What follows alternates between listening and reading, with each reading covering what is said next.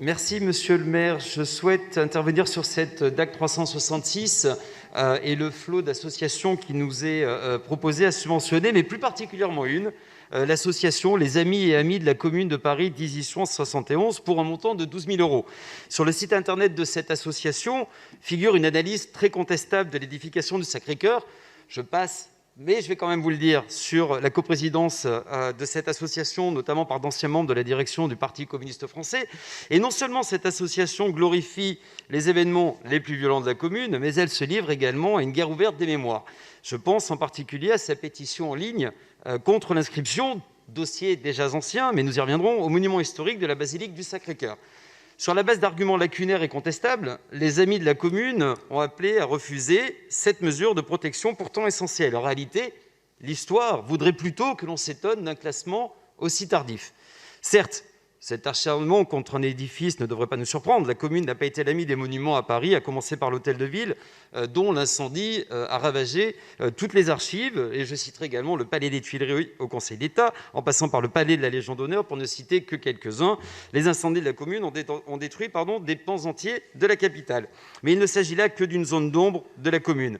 Et en voici d'autres, rapportés par la plume d'Émile Zola dans son roman La Débâcle. Et j'ose espérer que vous m'accorderez qu'Émile Zola ne fut pas exactement l'homme de l'arrière-garde et des combats réactionnaires. Je le cite, « Son grand mal, parlant de la commune, surtout venait des rivalités qui la déchiraient, du soupçon rongeur dans lequel vivait chacun de ses membres. Beaucoup déjà, les modérés, les inquiets, n'assistaient plus aux séances. Les autres agissaient sous le fouet des événements, tremblaient devant une dictature possible, en était à l'heure où les groupes des assemblées révolutionnaires s'exterminaient entre eux. » Pour remettre un petit peu l'église au milieu du village, je me permets de vous proposer quelques rappels historiques. Le projet d'édifier le Sacré-Cœur date d'avant la Commune, en janvier 1871, alors que la Commune ne commence qu'au mois de mars. Et les historiens s'accordent sur le fait que le vœu national à l'initiative du chantier visait à expier la défaite de Sedan et la confiscation des États pontificaux. Il appartient à cette majorité aujourd'hui de cesser d'alimenter une polémique inutile, un conflit de mémoire déphasé avec la réalité. Et la réalité, je vous le rappelle également, le Sacré-Cœur est depuis devenu un monument emblématique du paysage parisien, un atout patrimonial essentiel pour les Français comme pour les étrangers, pour le monde entier.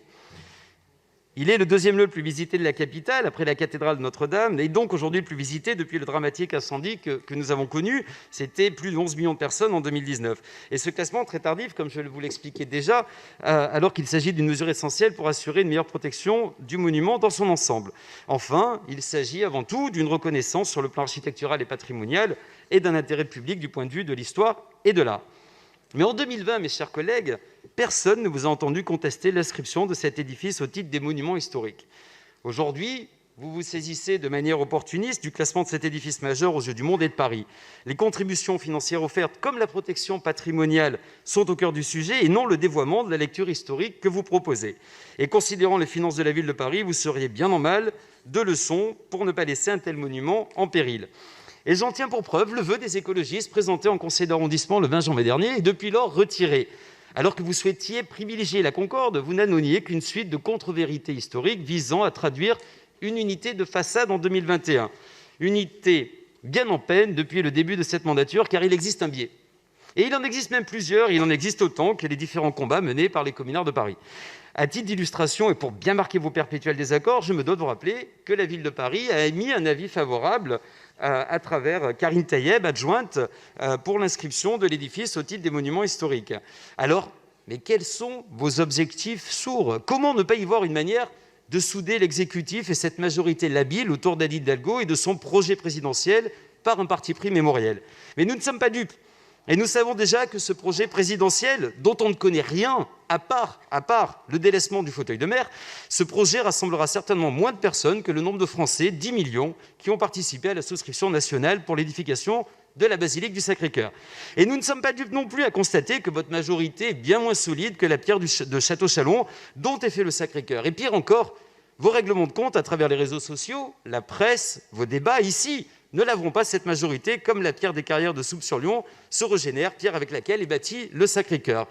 Au jour le jour, ici maintenant, nous assistons, comme tous les Parisiens, à la lâcheté de la minorité au sein du bloc de gauche, tel que décrit par Félix Piat. La soupe politique, finalement, est bien meilleure que ses propres convictions. Vous vous posiez, on est héritier d'un certain féminisme, il n'en est rien.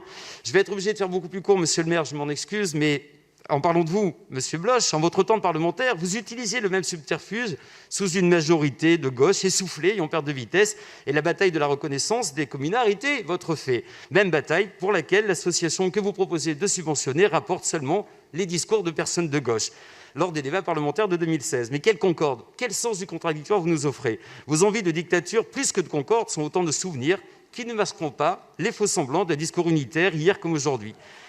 Votre histoire, mes chers collègues, elle est trop sanguinaire, elle est trop sanglante, elle est trop autoritaire pour que vous puissiez le rappeler sans honte. J'évoque ici les bourreaux de certains, les goulags, les 100 millions de morts dont la dictature communiste a accouché, mais qu'il est aisé de faire des sauts dans l'histoire et de se présenter en 2021 avec autant d'amnésie volontaire ou de discours révisionnistes.